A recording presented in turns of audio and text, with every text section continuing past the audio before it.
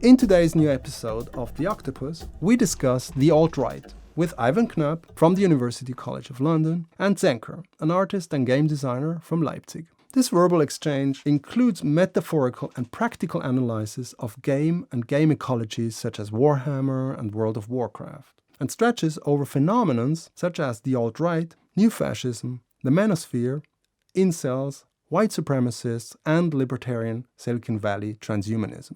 But also Gamergate, Cuck memes, and Elliot Rodgers. One focus is the nostalgia of the 1980s aesthetics in the alt-right music and graphics. For example, Vaporwave becomes Fashwave, both an unimaginative vision of the future based on the past, and the effective adaptation strategies of leftist protest techniques by this new right movement. Ivan Knapp looks at all these developments from the angle of the social dynamics of adolescent male groups, talks about Curtis Yarvin and Nick Land and the dangers of Marvel Comics. Zenker talks about current experiences of new right movements in Eastern Germany, the reconstruction of fantasy world, and his 4 years of research into the global alt-right. Octopus. Welcome to a next episode of The Octopus, our regular podcast in season 1 from the KHM, the Academy of Media Arts in Cologne. Fitting to the topic of today, 3 guys are sitting here. We're doing a discussion and podcast about new fascism, masculinity, incels, and psychoanalysis.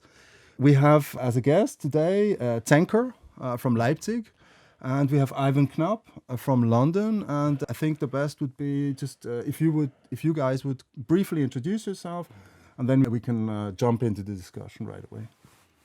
Good. To me first, I'm Zenker Henk or Alexander Zenker.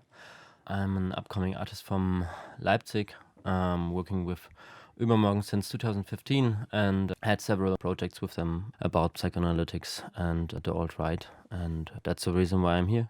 I'm Ivan. I'm writing a PhD at UCL, University College London, about the alt-right and masculinity and psychoanalysis. Thank you for inviting me. I have come to the conclusion that I'd rather call it new fascism. How do you work in your field with the terminology? What is the wording that you use in this area? Well, lots of people don't like to use the term alt-right for various very reasonable, defendable, ethical and political decisions. Wendy Chun refuses to use it and prefers white nationalism. And I have sympathy with that because I don't think there's anything new about the politics of new fascism or the alt-right. I think maybe new fascism is good because it makes that very clear. I think therefore, the point of studying this kind of subject matter is precisely that prefix, alt or new. And for me, what is in some way novel about this and why it deserves perhaps a different terminology than just white nationalism is the subject position or posture that alternative or new kind of describes, which is somewhat transgressive, but is also highly paradoxical, contradictory, very fluid and very broad. And that's another, I would say, novel feature of new fascism. The breadth of kind of conflicting groups and standpoints and political positions which it can kind of encapsulate from old school white nationalists to the Manosphere, to Nick Land, to men's rights activists, to Tommy Robinson. And that's a very, very broad sweep, and that's not a coherent political position. So I think the terminology has to in some way kind of reflect that, but I also think it's useful because that for me is a definitive feature of the relationship between this new manifestation of a very old politics and how it organizes itself online.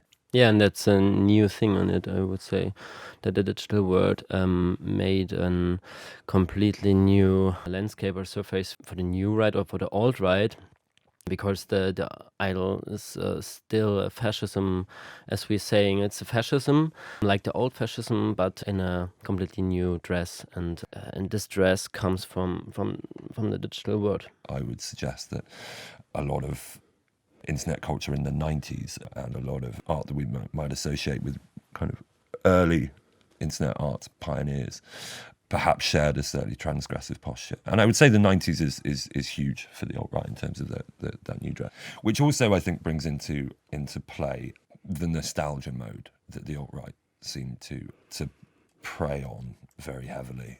It strikes me how fucking unimaginative it is in your work. But the vaporwave aesthetic is so deeply unimaginative.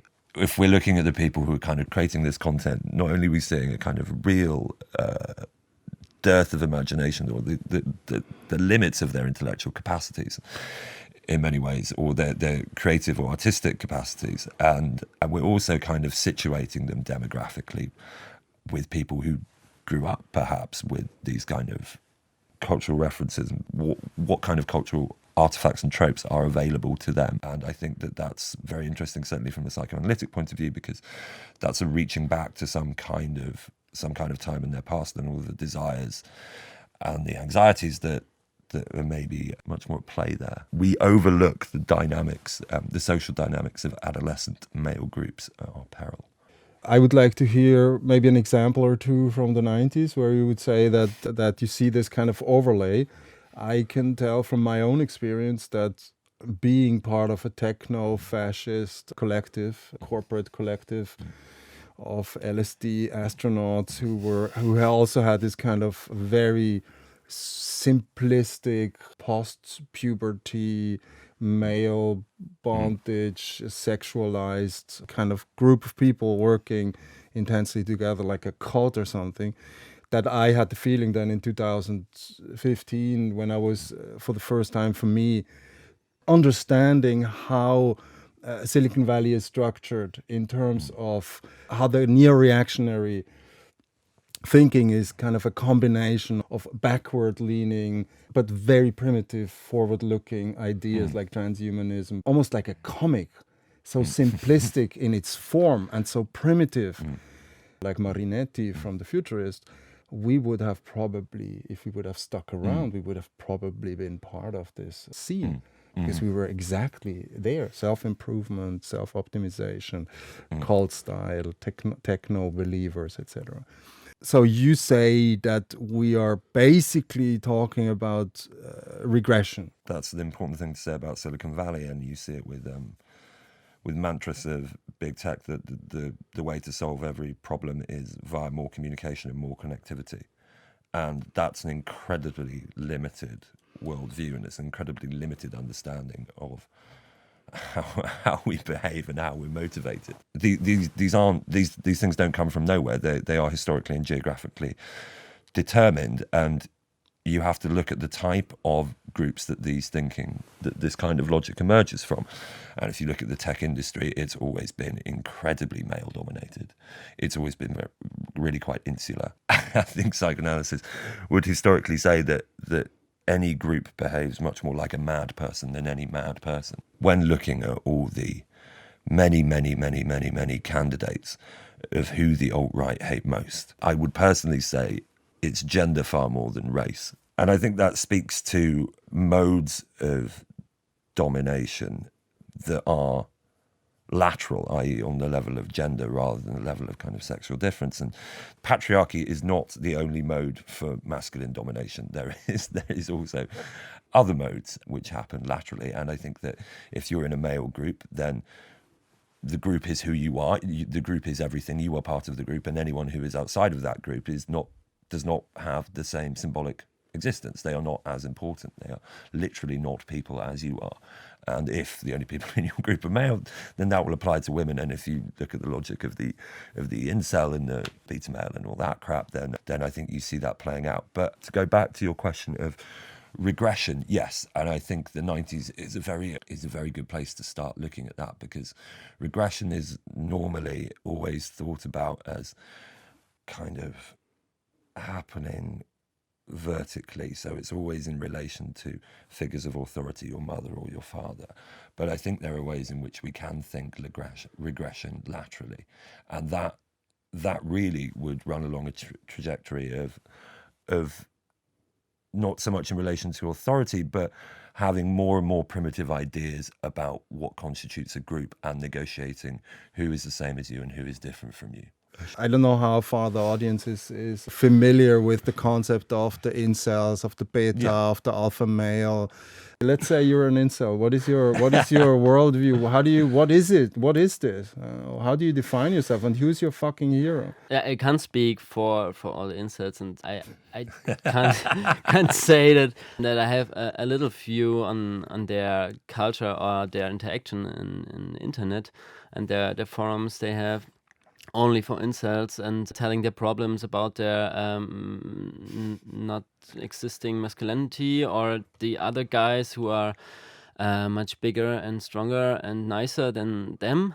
But what they do is creating a culture called incels and having this Jesus kind statue of Elliot Rodgers, who shot down a lot of people because of his negative narcissistic problem. This is full of hate, and because they are so desperate, and that's so logical, because in a effective neoliberal system there is no place for these beta males.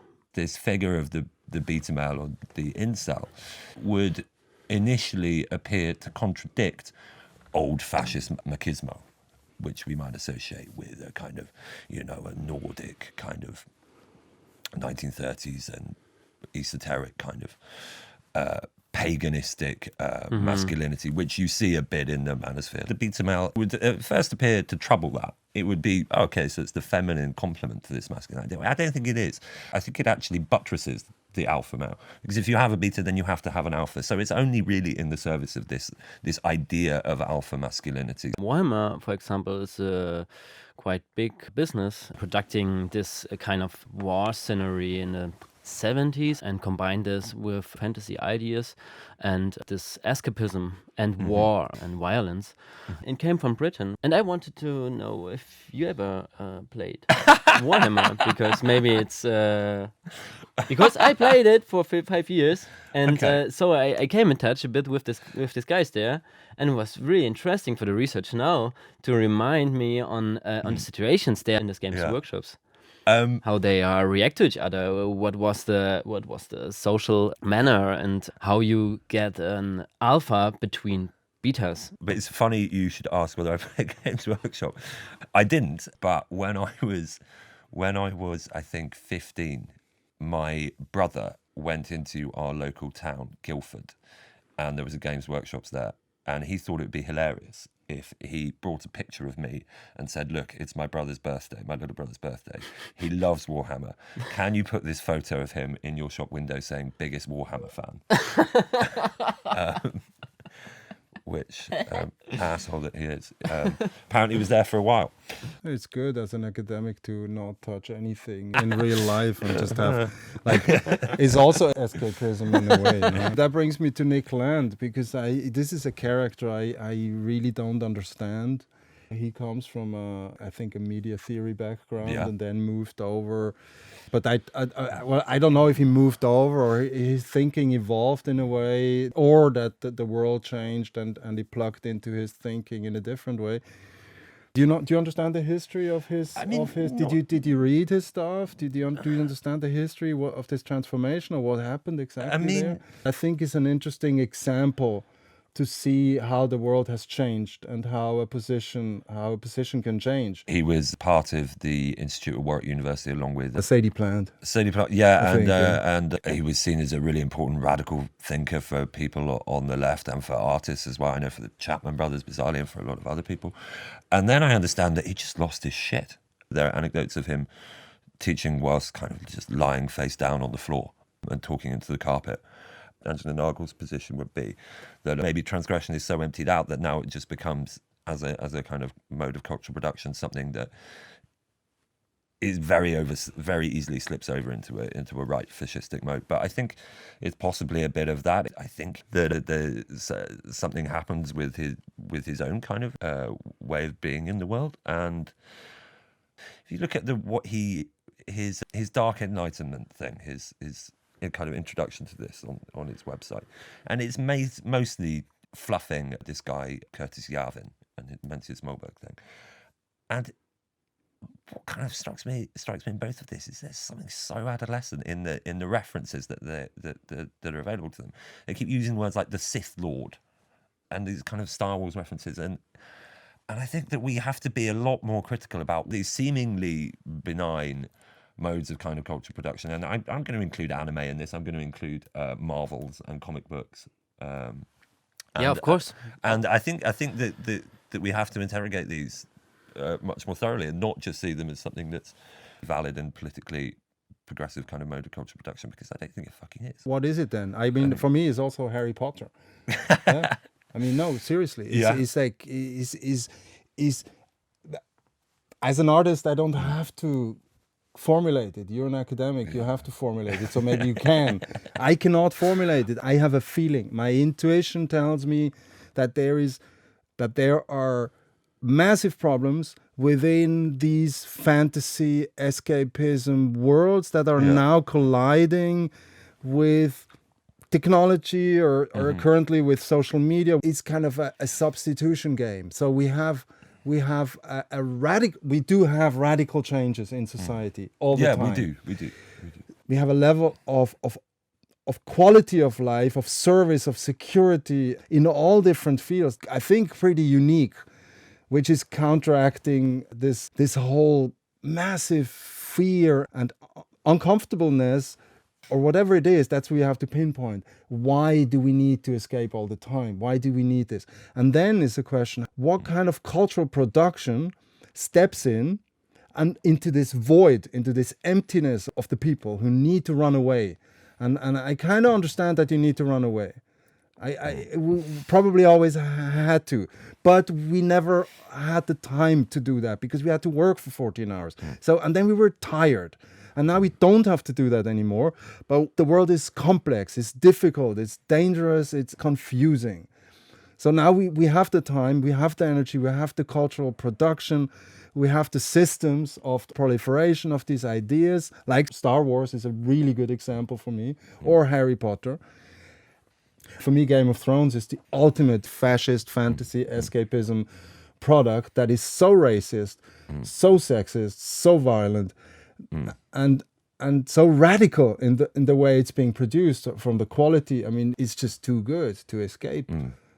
Yeah, I like this the space of thinking between society and culture, or more. We are talking more stories now, and the stories became more entertaining and more international in the last century, I guess. Before we had always a root of the special society where the writer was coming from, and The local culture. Yeah, the local culture and maybe old stories like the mythology from the Greeks. And there we had always an moral system. And this moral system isn't so important anymore when you want to reach people in a global market of stories. So when you want to tell a good story, you are focused on things which are triggering people. And what are triggering people like me, as a boy who was growing up in the 90s in Eastern Germany, where there was so much struggle between this new neoliberal system and this old fucked up world of the communism, or pseudo-communism.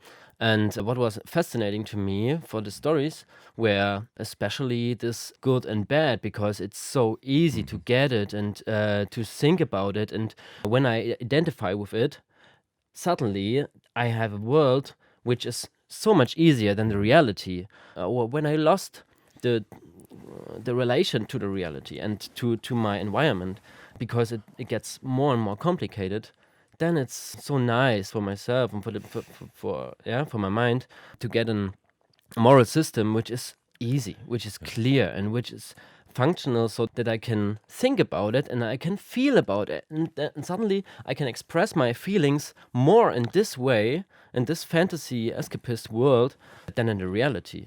And that's the point where it becomes dangerous. Yeah, which becomes a kind of binary thinking, which you could say is possibly an example of a kind of lateral regression. There is either good or bad, and there's very much nothing in between. And I think that this is particularly appealing in moments of radical uncertainty and anxiety. And I think that is that's where we are, politically speaking. I mean, maybe since the crisis of 2007, 2008, I think that we have been in a prolonged moment of radical uncertainty, which produces anxiety. We also have technological advances which change every aspect of our lives, which we don't know how to make sense of, and we can't even conceive the scale of.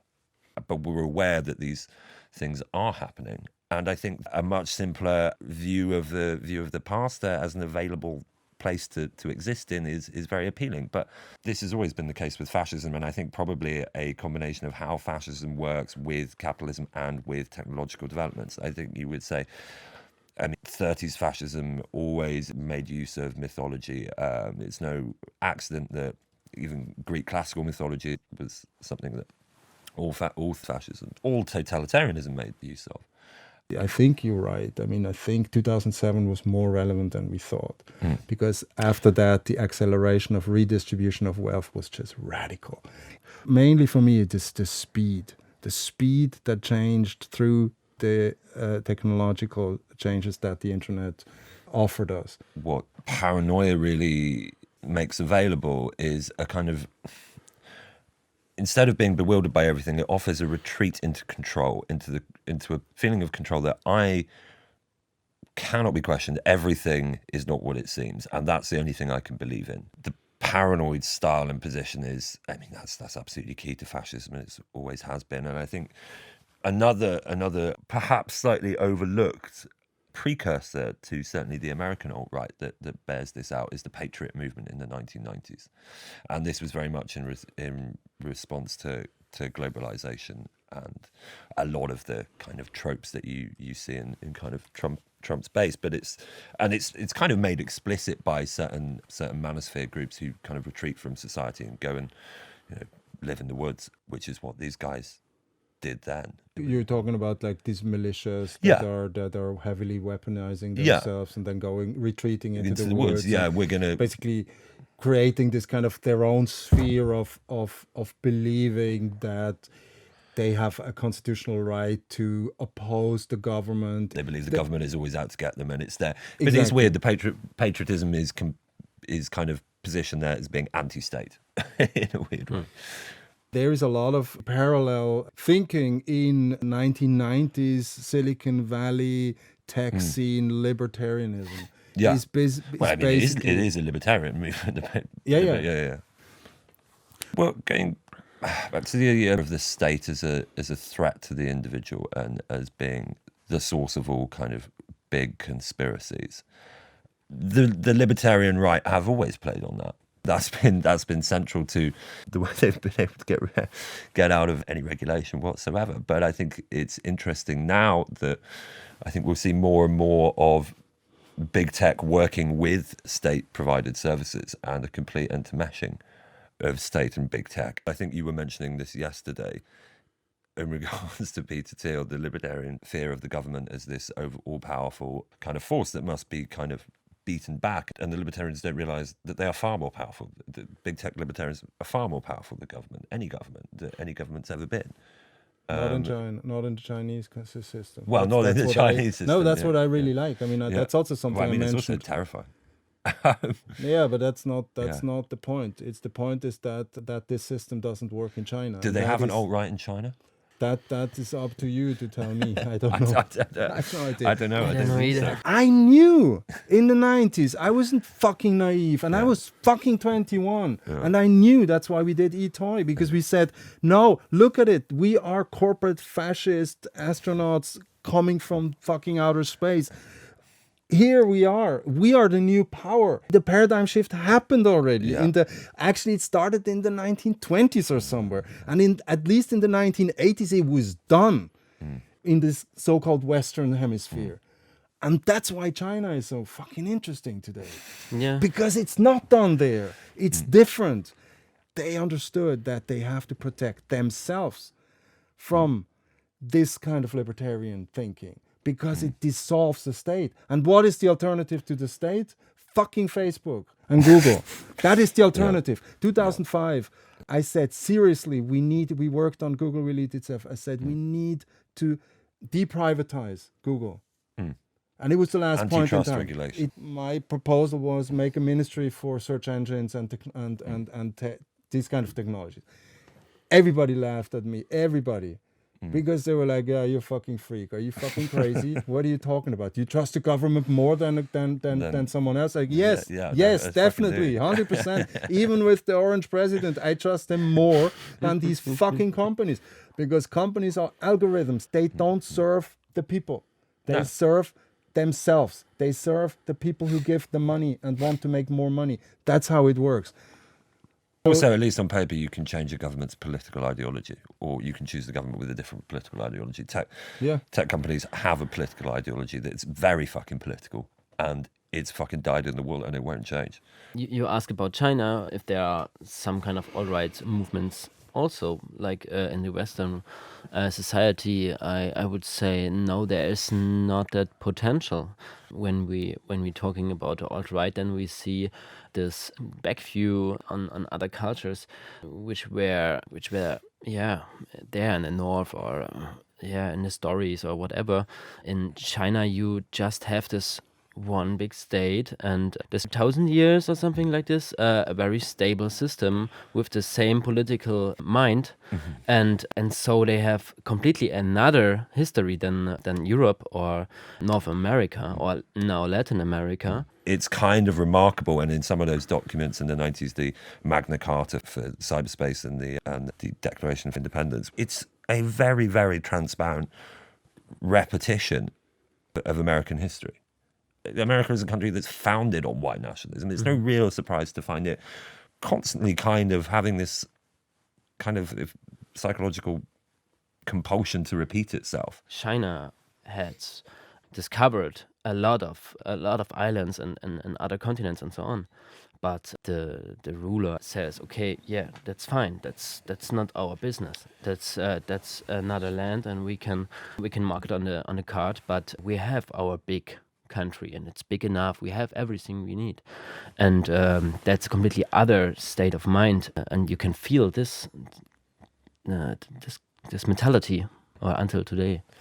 That is actually highly problematic if it goes together with this missionary thinking, and that's actually what also happened in the Silicon Valley, and that's actually what's happening right now. So we have a missionary ethos in Silicon Valley that is now spreading all over the world, and that is spreading into every little corner of the world through the space technology that is designed and pre-configured in a fascist way. That is one of the reasons why it is so important to understand, for example, for young artists and intellectuals and humans in general, to understand the layers of technology that they are working on. I really like this idea of not only regression, but of simplicity, of boys playing with their tools, of playing cowboy and Indian, or not really growing up. And that, for me, this is something that I have seen in the areas I operate in, that men they grow up, they barely grow up, and if they grow up, they grow up when they're 40. Well, not before. I think technology makes available, things can't be forgotten. Let's say World Wide Web makes available is nothing is lost. In the 19th century, if you were a 35-year-old middle-class man living in, let's say, Western Europe, and you were still playing with your toys that you played with when you were 9 or 10 years old, maybe a bit later you were in Vienna, maybe you'd be taken to see Dr. Freud. But now, those toys are available. You don't have to throw them away.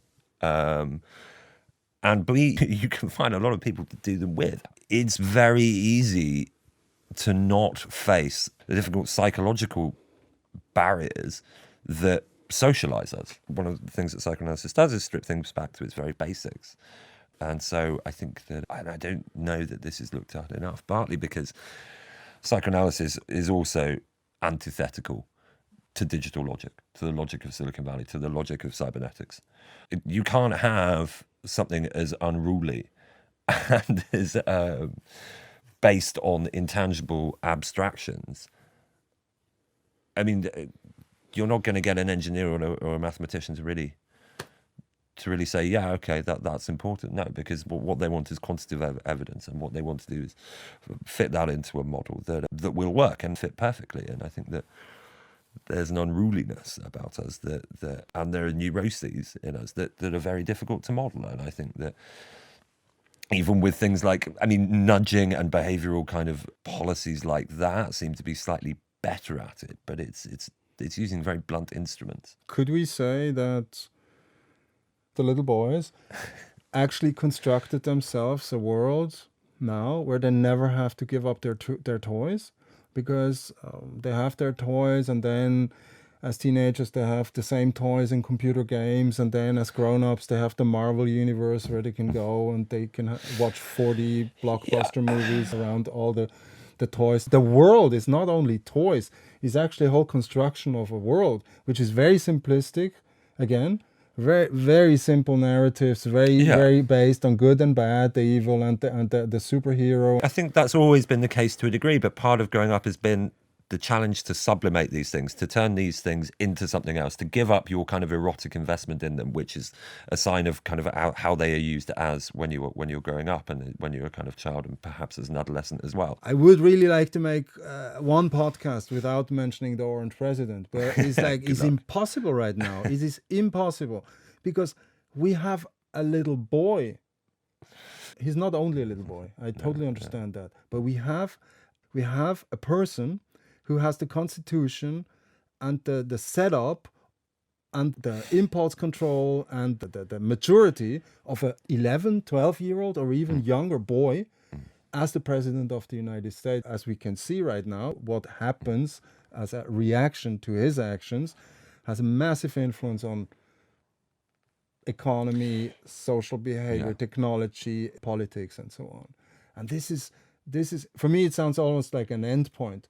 We say, like, if in a dystopian vision from me that the 1970s or 80s, if I'd looked into the future, this could be like a dystopian end point where you say, no.